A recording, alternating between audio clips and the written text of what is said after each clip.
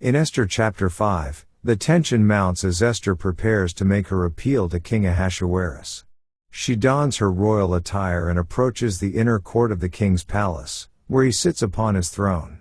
As she enters, the king extends his golden scepter, signifying his acceptance of her presence and granting her permission to speak.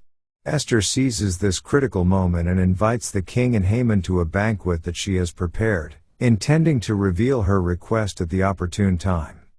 At the banquet, the king questions Esther about her petition, eager to fulfill her desires.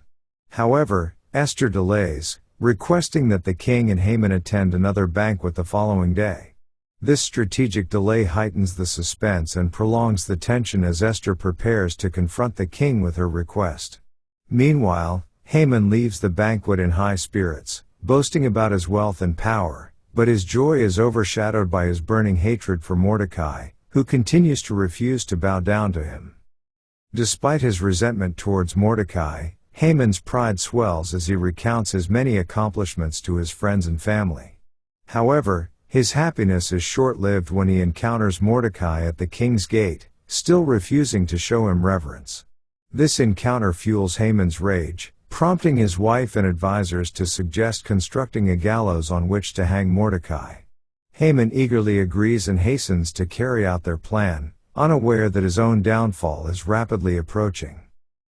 Let's now read Esther Chapter 5. Now it came to pass on the third day, that Esther put on her royal apparel, and stood in the inner court of the king's house, over against the king's house, and the king sat upon his royal throne in the royal house, over against the gate of the house.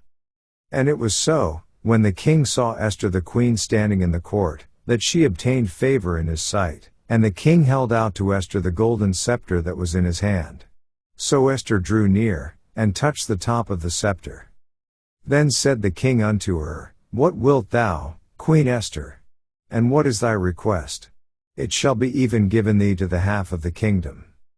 And Esther answered, If it seem good unto the king, let the king and Haman come this day unto the banquet that I have prepared for him. Then the king said, Cause Haman to make haste, that he may do as Esther hath said. So the king and Haman came to the banquet that Esther had prepared. And the king said unto Esther at the banquet of wine, What is thy petition? And it shall be granted thee, and what is thy request?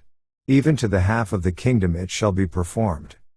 Then answered Esther, and said, My petition and my request is, if I have found favor in the sight of the king, and if it please the king to grant my petition, and to perform my request, let the king and Haman come to the banquet that I shall prepare for them, and I will do tomorrow as the king hath said.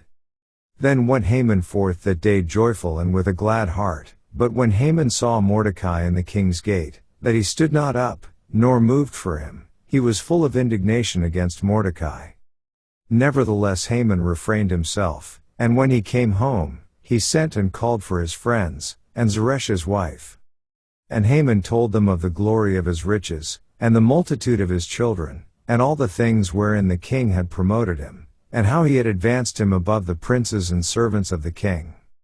Haman said moreover, Yea, Esther the queen did let no man come in with the king unto the banquet that she had prepared but myself, and tomorrow am I invited unto her also with the king. Yet all this availeth me nothing, so long as I see Mordecai the Jew sitting at the king's gate. Then said Zeresh's wife and all his friends unto him, Let a gallows be made of 50 cubits high, and tomorrow speak thou unto the king that Mordecai may be hanged thereon. Then go thou in merrily with the king unto the banquet. And the thing pleased Haman, and he caused the gallows to be made. This ends our reading of Esther chapter 5.